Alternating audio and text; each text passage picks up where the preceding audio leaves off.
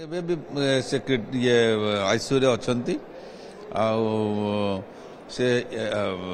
room ଇୟରେ ଅଛନ୍ତି କିନ୍ତୁ ତଥାପି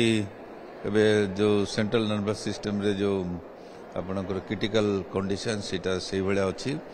but let us see good hope for the best ଆହୁରି ୱେଟ୍ କରିବାକୁ ପଡ଼ିବ କିଛି ଅର୍ଗାନ ଫଙ୍କସନାଲ ଆସ୍ପେକ୍ଟଟା ଠିକ୍ ଅଛି କିନ୍ତୁ सेंट्रल नर्वस सिस्टम रे जो डैमेज होती है टाइम लगे कम आर सिस्टम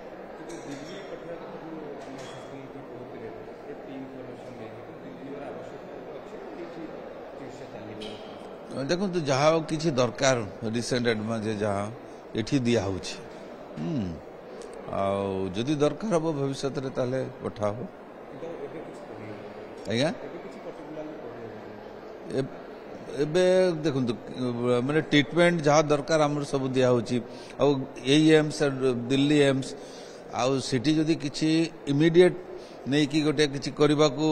पड़ो ऑपरेशन दरकार ये तो ये भी हो पार सब ये भी आमर